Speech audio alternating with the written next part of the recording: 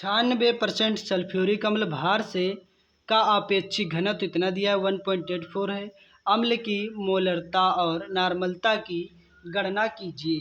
तो यहाँ पर देखेंगे जो मोलरता का फार्मूला क्या होता है, यम बराबर होता है यक्स, क्या होता है x into D into 10 upon में कितना होता है, अपॉन में होता है यम बी। अब सोच रहे होगे यम बी क्या होता है, तो भैया यम बी जो होता है विलेय का मोलर द्रव्यमान होता है। क्या होता है, विलेय का मोलर द्रव्यमान। तो यहाँ पर लिखेंगे यम बराबर यक्स आपका कितना दे रखा है, जो यक्स आपका दे रखा है तो आपका 96% क्या सल्फ्यूरिक अम्ल दे रखा है। तो आपको ये क्या दे रखा है 96% दे रखा है, तो यहाँ पर लिखेंगे 96 इंटू डी कितना दे रखा है, डी जो आपका दे रखा है घनत्व, अपेक्षिक घनत्व कितना दे रखा है वो 1.84 दे रखा है, इंटू 10 रहेगा, अपॉन में क्या रहेगा यम बी क्या होता है सोच रहे होगे, तो ये जो आपका होता है यम बी ये है आपका विलेय का मोलर द्रव्यमान। तो ये कहाँ से निकाला जाता है, ये आपका सल्फ्यूरिक अम्ल क्या क्या होता है, सल्फ्यूरिक अम्ल का अणुभार निकाला जाता है।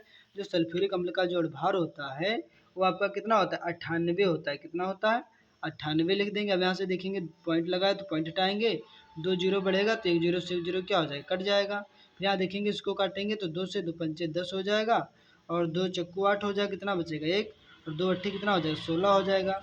अब ये तो कटने वाला तो है नहीं, तो यहाँ पास हो जाएगा यम बराबर हो जाएगा 48 इंटू में हो जाएगा 184, और यहाँ पास हो जाएगा नीचे कितना हो जाएगा 98 इंटू में हो जाएगा 5। अब इसको क्या कर लेंगे, इसकी कर लेंगे गुणा, तो यहाँ पास यम बराबर हो जाएगा। अब इस दोनों की क्या करेंगे गुणा करेंगे, तो नीचे की भी गुणा करेंगे, तो 8 पंचे 40 का कितना हो जाएगा जीरो, हासिल कितने चले 4, 9 पचे 45, देखो 45 46 47 48 49, तो यहाँ हो जाएगा 49 हो जाएगा। ऊपर की दोनों की क्या कर लेंगे यहाँ पास गुणा कर लेंगे, तो 184 से कितने की गुणा करेंगे 48 की गुणा करेंगे। तो यहाँ पर देखेंगे 8 चक्कू 32 का कितना हो जाएगा 2 हो जाएगा, हासिल कितने चले 3, 8 8 64, देखो 64 देखो 65 66 67 67 का 7 हासिल चले कितने 6 हासिल चले, और 8 का 8 8 6 कितना हो जाएगा 14 हो जाएगा। एक नीचे कराची लगा देंगे, 4 चक्कू 16 के 6 हासिल चला 1, 8 चक्कू 32 1 33 के 3 हो जाएंगे, हासिल चला कितना, देखो 8 चक्कू 32 के 2 हासिल चले कितने थे 32 के 2 हासिल चले थे 3, 8 64 64 65 66 67 के 7 चले 6, 8 कम 8 8 6 14 हो गए थे। 4 चक्कू 16 के 6 से चलाए, 8 चक्कू 32 देखो 8 चक्कू 32 और 33 के 3 हासिल चले 3, 4 कम 4 और 4 3 कितना हो जाएगा 7 हो जाएगा। अब यहाँ पास 2 रहेगा 6 6 12 कितना हो जाएगा 13 के 3 हो जाएगा, हासिल चला 1, 4 3 7 कितना हो जाएगा 8 हो जाएगा, 7 1 भी कितना हो जाएगा 8 हो जाएगा। अब यहाँ पास गुणा हो गई है, तो यहाँ पास क्या लिख देंगे 88 और कितना लिख देंगे 32।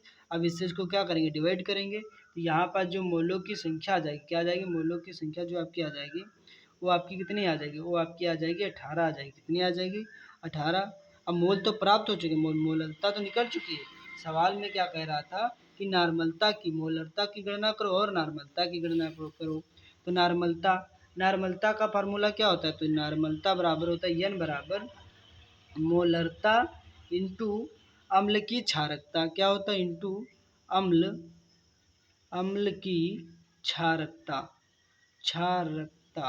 अब देखेंगे यहाँ पर ध्यान से, तो यहाँ पास क्या रहेगा नार्मलता बराबर मोलरता और इंटू अम्ल की क्षारकता कितनी होती है 2 होती है, और मोलरता कितनी दे रखी है 18 इंटू 2, तो 18 दूना कितना हो जाएगा 36, तो नार्मलता कितनी आ जाएगी, नार्मलता आ जाएगी 36।